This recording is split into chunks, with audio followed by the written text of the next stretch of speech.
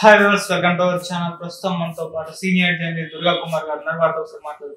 Sir నమస్కారం. Sir నమస్కారం ఆదిత్య గారు, మన వీక్షకులు కూడా నా నమస్కారం. సార్, మరి షర్మిల గారి కుమారుడి నిశ్చితార్థం ఈ నెల 18 అయితే ఉంది కదా సార్. దీనికి జగన్మోహన్ రెడ్డి గారు రాబోతున్నారు అన్న వార్తలు అయితే వైరల్ అవుతున్నాయి. కొన్ని ఆర్టికల్స్ కూడా వస్తున్నాయి.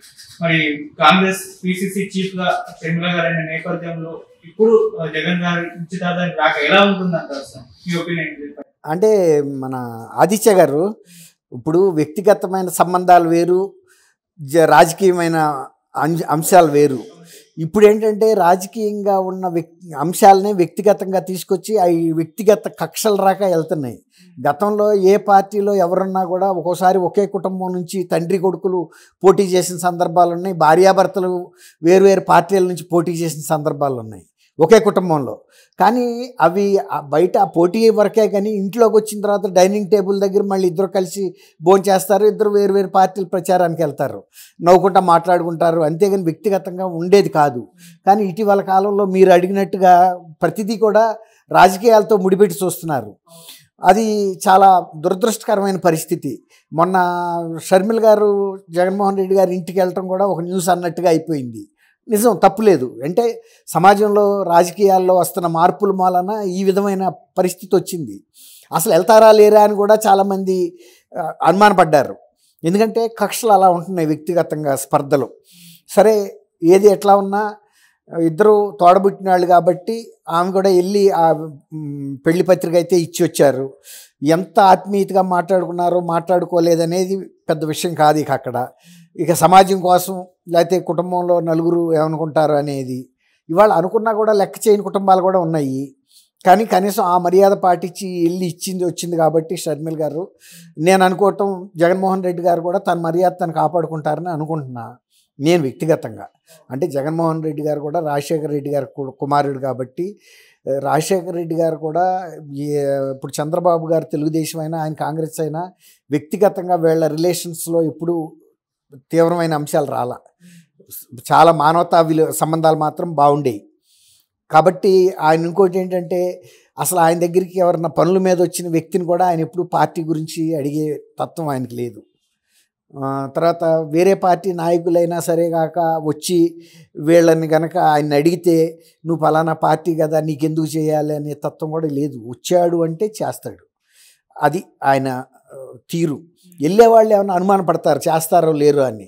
అది రాజశేఖర రెడ్డి గారిలో ఆ ఫీలింగ్ లేదు కాబట్టి నేను కూడా జగన్మోహన్ రెడ్డి గారు బహుశా వస్తారనుకుంటున్నా. ఇది మీరు అన్నట్టు పెళ్లి పత్రిక ఇచ్చిన తర్వాత పెళ్లికి మధ్యలో జరిగిన డెవలప్మెంట్ ఏంటంటే ఆమె పిసిసి అధ్యక్ష పదవి రావటం అనేది జరిగింది. కానీ చెల్లే కదా, అధ్యక్ష పదవి వచ్చినందువల్ల ఆమె బ్లడ్ ఏం మారిపోదు, ఆమె గుణం ఏం మారిపోదు, రూపం మారిపోదు, తర్వాత స్వభావం మారదు, బంధుత్వం మారదు. చెల్లే, అప్పుడు చెల్లే, ఇప్పుడు కూడా చెల్లే.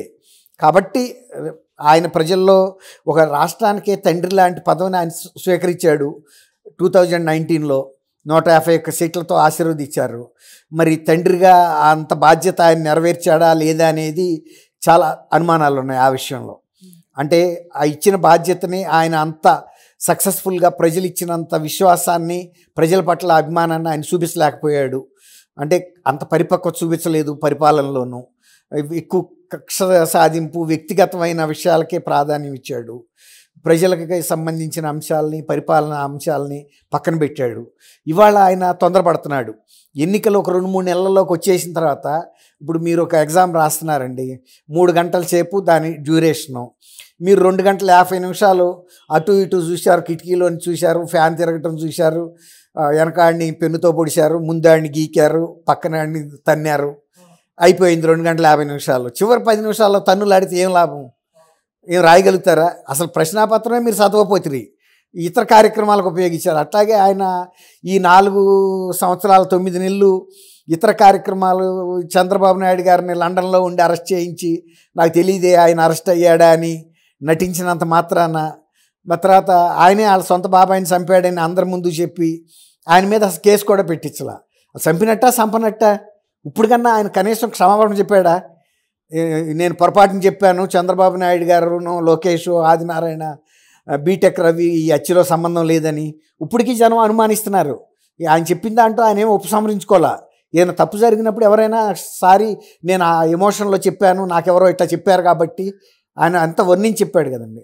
అట్లా ప్రజల యొక్క విశ్వాసాన్ని, ఆయన ఇచ్చిన హామీలని నెరవేర్చకుండా ఇప్పుడు చివరిలో వెళ్ళి ఏం సాధించగలుగుతారు? ఇప్పుడు కాబట్టి ఆయనకున్న సమస్యలు అక్కడ ఉన్నాయి. చెల్లెల రూపంలో ఇప్పుడు ఆమె కాంగ్రెస్ పార్టీ నాయకురాలుగా వచ్చింది కాబట్టి ఇప్పుడు మన తరపున వెళ్ళే సైనికుడు పాకిస్తాన్ వైపు నుంచి తుపాకీ కాల్చడు కదండి, మన వైపు నుంచి కాల్చాలి. కానీ మనం ఇచ్చిన తుపాకీ పట్టుకుని అవతలకి వెళ్ళి మన వాళ్ళని కాల్చాడు అనుకోండి, అది ఏమన్నట్టు కదా. ఇప్పుడు ఈమెకి ఎవరిచ్చారు తుపాకీ? ఎవరిచ్చారు? కాంగ్రెస్ వాళ్ళు ఇచ్చారు. అంటే కాంగ్రెస్ వాళ్ళని వెనకాల పెట్టుకుని ముందు ఈమె నుంచి ఎదురు కాల్చాలి. అంతేగాని జగన్మోహన్ రెడ్డి గారి వైపుకి వెళ్ళి జగన్మోహన్ రెడ్డి గారిని వెనక నుంచి కాంగ్రెస్ వైపు కాల్చదు కదా. నువ్వు తుపాకీ ఇవ్వలేదు, నువ్వు కనుక ఇచ్చి ఉంటే నీ పార్టీ తరపున ఆమె రాజ్యసభలో మాట్లాడేది, అంతే కదండి. లేదు ఎమ్మెల్యేగా చేస్తే మినిస్టర్గా మాట్లాడేది. ఆయన ఒక అన్నవి నువ్వు బాగా రాజకీయంలో పైకి వస్తే తన జీవితం కూడా ఒక సేఫ్గా ఉంటుందనే ఉద్దేశం మీద తను పెద్ద పాదయాత్ర చేసింది. గిన్నీస్ బుక్ ఆఫ్ వరల్డ్ రికార్డులోకి ఎక్కింది, కానీ అన్న మనసులోకి వెళ్ళలేకపోయింది. ఆయన కొలసు పార్థసారథి గారు కూడా ఒక సీనియర్ మినిస్టర్ ఏం చెప్పాడు, మీరు పెనమలూరు ప్రజలు నన్ను అభిమానించారు, గౌరవించారు, కానీ మా నాయకుడు నన్ను గుర్తించలేదు అన్నాడు. ఇప్పుడు ఆయన చెప్పింది సొంత చెల్లి చెప్పింది ఒకటే అయిందిగా.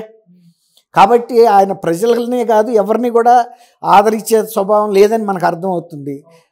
ఇప్పుడు ప్రజలకు కూడా నేను మద్యపానం నిషేధిస్తాను, నా అక్క చెల్లెళ్ళ మంగళసూత్రాలు నాకు ముఖ్యం, నా అక్క చెల్లెళ్ళ భర్తలు 30 ఏళ్ళు నిండక ముందే చనిపోతున్నారు పిచ్చి సారా తాగి, సారా ఆదాయంతో నడిపే ప్రభుత్వాల నేను చెబుతున్నాను, నే కనుక వచ్చితే 5 స్టార్ హోటల్స్లో తప్ప ఎక్కడ కూడా మద్యం దొరకనివ్వను అన్నాడు. కానీ ప్రతి వాడి ఇంటి పక్క ఇంట్లోనే దొరుకుతుంది, అన్ని బెల్ట్ షాపులు అయినాయి ఊళ్ళల్లో. కాబట్టి అక్క చెల్లెళ్ళ పసుపు తాళ్ళు ఎక్కడ తెక్కకుండా ఆగుతున్నాయి అంటే ఈ చూడటం లేదు, కానీ తెగుతానే ఉన్నాయి, ఊళ్ళల్లో కాష్టాలు కాలుతానే ఉన్నాయి. అప్పుట్లో కనుక ఈ కరోనా వచ్చినప్పుడు కాలినట్టు ఈ సారా బాధితులు రకరకాలు.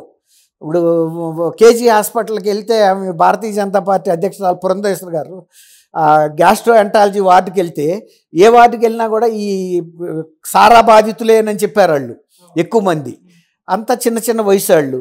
ఆమె కూడా ఇది చూసిన తర్వాత ప్రభుత్వానికి లేఖ రాసింది, తర్వాత సుప్రీంకోర్టుకు కూడా సుమోటోగా లేఖ రాసింది.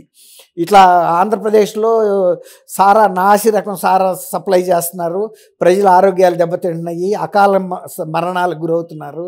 దీనికి సంబంధించి ఈ టెస్ట్ రిపోర్ట్లు మద్రాసు ల్యాబ్లో చేసిన ఒక విశ్వసనీయమైన ల్యాబ్ రిపోర్ట్ కూడా జడ్జ్ చేసి పంపింది. తర్వాత దాదాపు ఒక 30,000 కోట్ల రూపాయలు అనధికారికంగా ప్రభుత్వ నేతల జేబుల్లోకి వెళ్తున్నాయని కూడా రాసింది. అయినా కూడా ఇవాళకి ఏం స్పందన లేదు. ఇప్పటికైనా మరి ఆయన ఎలక్షన్ ముందు కూడా దాన్ని నిషేధించలేదు. నిషేధించకపోతే అసలు నేను రాను, మిమ్మల్ని ఓటు అడగను అన్నాడు. మరి ఓటు అడుగుతాడా లేకపోతే అడగకే ముందు నిషేధిస్తాడా, ఇవన్నీ కూడా ఉన్నాయి. ఇప్పుడు మీరు అన్నట్టు వ్యక్తిగత సంబంధాల దృష్ట్యా ఆయన షర్మిల్ గారు అబ్బాయి పెళ్ళికి వెళ్ళటం తర్వాత మాట. ఇప్పుడు పెళ్ళి అయిన తర్వాత ఇప్పుడు ఆమె ఎలక్షన్ బాధ్యతలు భుజాల మీద పెట్టుకుంది కాబట్టి ఇప్పుడు కుమారుడి పెళ్ళి అవ్వగానే మరి రేపు ఆమె ఫీల్డ్లోకే వస్తుంది. వచ్చినప్పుడు అది వేరే. ఇప్పుడు పెళ్ళి దాకా ఒక ముచ్చట, అన్నదమ్ములు అన్న చెల్లి, పెళ్ళి అయిపోయి మేనమామంగా ఆయన చేయాల్సిన కార్యక్రమం ఆశీర్వదించి వెళ్ళటం అనేది మర్యాద. ఇక అది ఆ పెద్దరికం అనేది ఆయన ఎలా తీసుకుంటాడో వాళ్ళ కుటుంబ సంబంధాల గురించి మనం జోస్యం ఇప్పుడు చెప్పలేం, అది మనకు అనవసరం కూడా ఆ సబ్జెక్టులోకి వెళ్తాం, అది వాళ్ళ కుటుంబానికి సంబంధించిన విషయం. కాబట్టి రేపు షర్మిల్ గారు పెళ్ళైన తర్వాత కాంగ్రెస్ తరపున ఎంత వీరోచితంగా పోరాడతారో లేదు అనేది ప్రజల తరపున కాంగ్రెస్ పార్టీ తరపున, కాంగ్రెస్ పార్టీని 2024లోనే అధికారంలోకి తేవాలని పార్టీ అధిష్టాన వర్గం కూడా ఉవ్విళ్ళూరుతుంది. ఈ రూపంలో అవకాశం వచ్చింది. ఇప్పుడు ఎంత చాలామంది అనుకుంటున్నారు ఊపిరి ఆగిపోయింది కాంగ్రెస్ కానీ, ఊపిరి బతికించడం ఎంతసేపు, పోవటం ఎంతసేపు అండి. పోతున్న వ్యక్తిని కనుక ఐసీయూలో పెడితే వెంటనే కోలుకుని తేరుకుని మళ్ళీ 20 ఏళ్ళు బతికిన వాళ్ళు ఉన్నారు.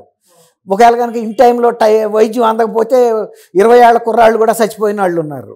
కాబట్టి ఏది కూడా ఒక పర్మనెంట్ పారామీటర్లో చెప్పలేము, దాన్ని డ్రైవ్ చేసే వ్యక్తిని బట్టి ఉంటుంది. అది మంచి వెహికల్ ఇచ్చిన డ్రైవర్ మంచివాడు కాకపోతే చెట్టుకు కొడితే ఎంత మంచి కారు కూడా ధ్వంసం అయిపోద్ది. ఎంత చెడిపోయిన కార్ అయినా సరే ఎఫిషియెంట్ డ్రైవర్ చేతిలో పడితే నడపాలని రీతిలో నడిపి దాన్ని విజయ మార్గం వైపు తీసుకెళ్ళగలుగుతాడు. అది మనం గమనించాలి ఆదిత్య గారు.